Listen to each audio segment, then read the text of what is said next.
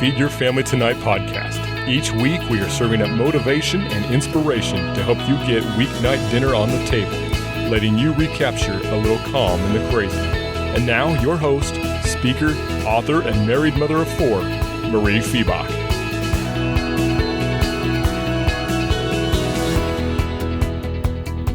Hello, friends. Welcome to the Feed Your Family Tonight podcast, episode 111. I'm your host, Mariefiebach, and today we're going to talk about living in the nooks and crannies. This year has been like none other. And I have to say, I am totally spoiled because my twins are in school full time and my teens are in school part of the time. But what that means is that I have kids coming in and out of my house all day long. And when a kid gets ready to leave or when a kid comes home, they usually have something to say to mom. And maybe they're relaying a piece of information. Maybe they just want to give you a hug. And if you've got a teenager that's willing to give you a hug, you're going to take it. But it also means that I live in a constant state of interruption. I was talking with several people a couple of weeks ago and how our weekends were getting really filled with work. And I said, my weekend is getting filled with work because I'm trying to fit work into the nooks and crannies of my weekday. And that's really, really challenging. And the weekend is the only time that I can get a large block of time to sit and do deep work or creative work. And the reality is the task may only take 30 minutes, but I need a 3-hour block of time to be able to sit and think and ponder so that I can approach the task from the best direction. Do you feel that way? Do you ever have a task that you know it's not going to take long, but you just need a large block of time so that you can be in the right mental space to tackle that task? In my current life, finding large blocks of time is a complete luxury. And I know so many of you have kids that are home all the time now, spouses that are working from home. My dear friend's husband is working from home just recently, and she has experienced it as a huge distraction. But even more so, her husband is home all the time, but her children are still going to her for help. I kid you not, this is what happened to her. She was at her yearly woman's physical, taking care of all of those things you have to take care of at the doctor's office. And she was in the middle of her yearly woman's physical, and her phone kept going off and ringing. And she wasn't answering her phone because it was in the purse on the floor, on the other side of the exam room. But her watch gives her her text, and she was getting these texts. And I kid you not, the text was from one kid saying, I don't have my brother's phone number, and he's not here to pick me up from school. And then the brother says, I don't see the little brother, and I don't have his phone number. So can you call him for me and tell him that I am at this location? And she's sitting there in the middle of her yearly women's physical. And she's like, I can't help you here. If you guys aren't smart enough to exchange phone numbers, I cannot help you. Meantime, Dad was home, right next to the telephone, working, and no one thought to call home and ask Dad for help. They're calling Mom, and Mom's like, can't help you right now. So I asked her, I said, so did they get it figured out? She goes, no, they had to wait until I was done with my exam, and then I called them and I gave them each other's phone numbers and they got it figured out. How many times do you feel like you're trying to squeeze life into these little pieces? All of the pressure falls on you as the parent. I know that I feel that pressure, and I feel like I'm trying to get things into the nooks and crannies of my life. And it feels like I have all of these things that I need to accomplish in a day, and I will set that task on an index card at the beginning of the day. And I literally do that. Usually I actually write my index card before I go to bed so my brain can kind of think on it while I sleep. And so I write my index card of what I'm going to do during the day. I let my brain work on it, and I set out to accomplish the goals of my day. And inevitably, something's going to come and I have to reshuffle the deck. So I have to move this little activity from 10 a.m. in the morning until 1 p.m. in the afternoon, which means what I would schedule for 1 in the afternoon has to go at noon. And what I scheduled at noon has to move to 4 in the afternoon. And I'm constantly reshuffling the pieces of our family's life. I have all of these ideas like a deck of cards, and I'm constantly shuffling this deck of cards to get everything adjusted as I deal with the interruptions of my day. One example was I was going to sit down to record this podcast, and I had an hour and a half block of time, which is about what it takes me to prep a podcast and record it. It doesn't include the editing and all of that, but I had an hour and a half block of time, and I sat down to do it. I had a piano tuner coming at 11, and the piano tuner calls and says, I'm going to be here at 10:30.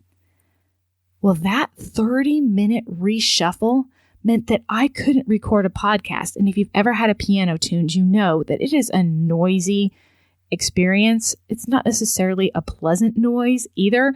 And so I had to reshuffle my deck so that I could record my podcast at a different time because there wasn't enough time to finish the recording before I had the racket of a piano tuner happening at my house. And it's little things like this that I am constantly having to adjust. And I suspect if I am having to adjust these things in my life, you are experiencing the same thing as well. And what does this mean for family dinner?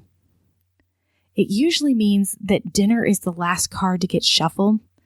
And that's when things kind of start falling apart. And so I have 3 big tips for you today to help you keep on track with dinner when you're having to reshuffle the deck of your life and you're trying to fit your life into the nooks and crannies when what you really, really want is large chunks of time. So the first tip coming from me is always going to be meal plan. And you're going to say, yeah, I'm going to meal plan, but then the plan's going to have to change. And my response to that is, yep, it is. It totally happens in my house. I can tell you, and I have said this before, that at least once a week, what I have planned to make for dinner that is on my meal plan is going to change. And that's okay. Later on, I'm going to talk about how to adjust when you have to change it. But I want to focus now on why meal planning is still so important. The first thing is when you meal plan, you're usually meal planning at the beginning of the week. You're either meal planning on the weekend or you're doing like I do, you're meal planning on a Monday, and you have at least an inkling of what days are going to be really, really tight and what days are going to have a little bit more flow. You know what I mean by a tight day, where you have everything laid out and there's time to get everything done, but there's not a lot of wiggle room because you've got kids that are running to different activities and you have different parents that are running kids to different activities. And if something comes in and interrupts that really tight day, you know all the dominoes are going to start falling down. We all have days during the week that are tighter than others. And then we have days that are a little bit more open. The whole thing with meal planning and Feed Your Family Tonight is that you need to plan your meals around what your life looks like, not what you want your life to look like. So on those days that are really, really tight, you need to plan something that is crazy, crazy simple. It might even be something that you can prep earlier in the day and you can put in the oven or put in the slow cooker in between all of the activities that are happening in the afternoon. A really good example of that is prepping a slow cooker meal, and you get everything prepped and you put it in the liner of your slow cooker. You keep that liner of your slow cooker in the refrigerator, and then in the afternoon at 3, you take it out, you put it on low, and you know that dinner is going to be ready at 6. Or maybe you're going to put a roast in the oven, and so you get it all prepped earlier in the morning, then all you have to do is take your roasting pan and put it into the oven in the afternoon. That is one thing that you can plan on those days that are tight, are meals that can be prepped in the little nooks and crannies earlier in the day that will give you space and freedom later on in the day when there are less nooks and crannies. The other thing about meal planning is, I've said this before, but it gives you brain space. And when we are trying to shuffle those cards of our life. We're trying to fit all of the pieces of the puzzle and have them work as smoothly as possible.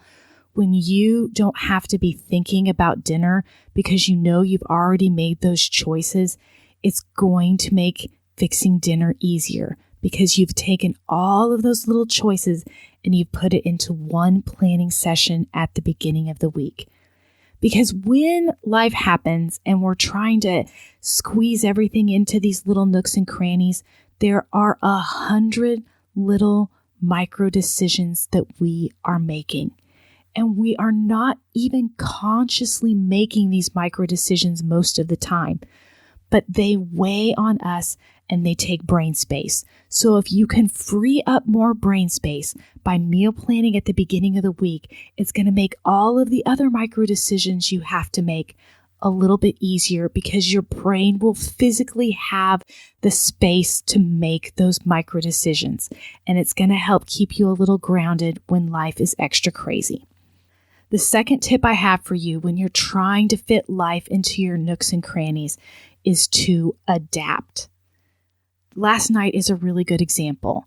I made my meal plan in the afternoon and I kind of asked my kids what they wanted. My son said he wanted to have chicken parmesan. I said, I am not going to the grocery store and I don't have mozzarella cheese in the refrigerator. And so we're going to have chicken piccata instead. Okay, they're both Italian chicken dishes. You cook some noodles, you fry some chicken, you make a sauce. The same recipe, the base of the recipe is the same for both, but the ingredients are slightly different.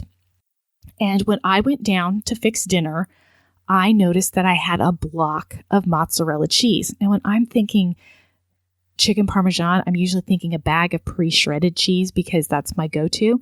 But I saw that block of mozzarella cheese and I thought, oh, I can make chicken parmesan.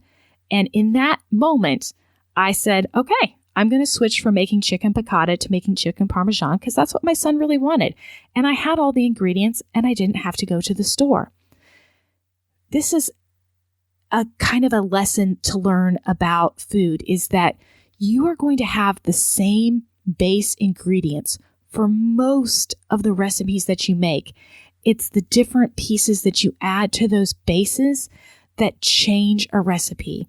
And often I will say that I'm going to be making one dish and then my kids will say, that doesn't sound so good. And I'll say, okay, well, I have chicken. What do you want? What do you want with chicken? I can switch from chicken noodle soup to sweet and sour chicken noodle bowls on the flip of a dime if I have the ingredients in my house. They both have chicken. They both have noodles. One is a rice noodle. One is a wheat noodle. I usually have both of those stocked in my pantry. One of them has veggies that go into the soup. One of them have veggies that go into a stir fry. They're the same veggies. It's all basically the same thing. It's just a little bit in the finishing that changes. Think about that as you're reshuffling your deck when you're trying to fit your life in the nooks and crannies. Maybe you are planning on making a oven-baked chicken. An oven-baked chicken takes a little bit of time in the oven and you get cut a little bit short on time.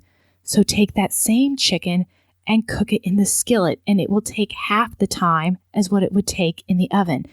What can you do with the ingredients that you already have and adapt to the constraints that you have?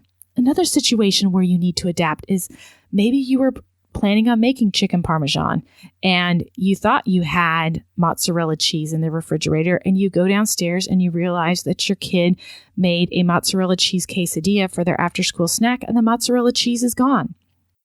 So what can you do? You still have the same base ingredients. You can adapt and make chicken piccata, or you can adapt and have a chicken spaghetti that doesn't have cheese on it.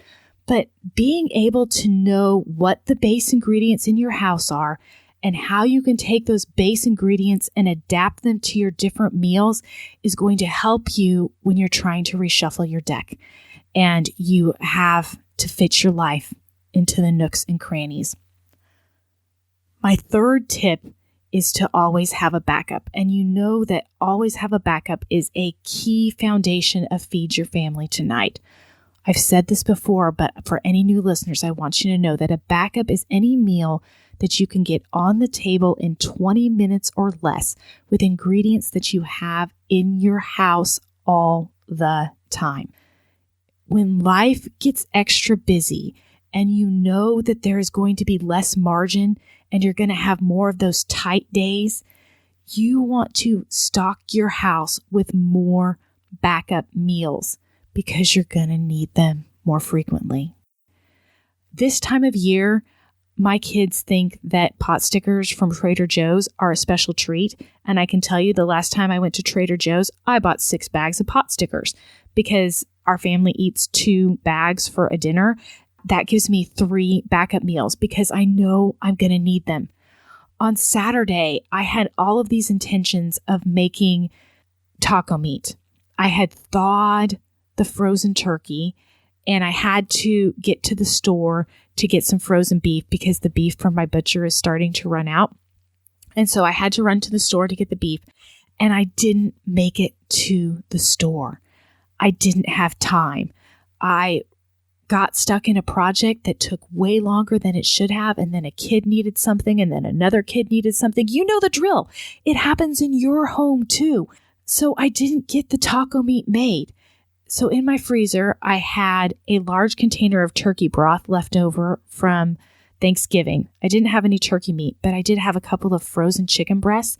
And I took the frozen turkey broth and the frozen chicken breasts and I put them in a pot and I got them simmering. And once I got them boiling so that the frozen food was food safe, because you don't want to cook it on low as it's thawing because you want it to thaw quickly so it doesn't spend a lot of time in that danger zone of 40 to 140 degrees. Once I got it boiling, I turned it down to a low simmer. We had to go somewhere for an hour, came back. It was totally cooked. The chicken was shredded. I shredded the chicken. I boiled a bag of noodles and we were able to eat dinner and run to the music program that we had to get to at school. We had like 45 minutes, but I had that soup starting to simmer on the stove while I was running from one thing to the next. And I had one kid at home, so it wasn't like the house was going to burn down. I had someone here. That's a little safety thing too, is I don't like to have an open flame going when I'm not here. I had a kid here. I had to go to one of my backup meals because what I had planned did not happen. And that's the lesson for today, is when life gets busy, we're reshuffling that deck and we're trying to fit things into the nooks and crannies. And dinner is often the first casualty. It's often the first thing to kind of fall apart when we're having to reshuffle the deck. So do your meal planning at the beginning of the week.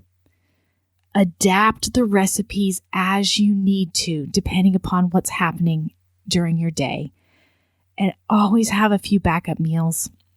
And when you know life is extra busy, have several backup meals because you're going to need them. While I'm talking on that, before I close, so many of us will get our freezer stocked, but then we won't use the food in our freezer. Are you guilty of that? I have been. If you have taken the time to prepare meals for yourself, that cook once, eat twice philosophy, when life gets extra busy and you're living in the nooks and crannies, use what you have planned ahead for. Eat that food out of your freezer. It is there to serve you now. I'm going to say that one more time. If you have prepped your freezer with food, do not be afraid to use it when life gets busy. That's what it is there for. So friends, I am wishing you large blocks of time, and I'm right there along with you if you're trying to live in the nooks and crannies. For the next 2 weeks, we're going to play a couple of our top rated podcasts from this year, and I'll be back on January 8th with all new episodes for the new year. I have so many new things. I have some really exciting things that I am planning for the new year that probably won't get implemented until about February, but I cannot wait to share them with you. I am wishing you a calm, peaceful, and connected holiday season with your family. So for now, friends, take care.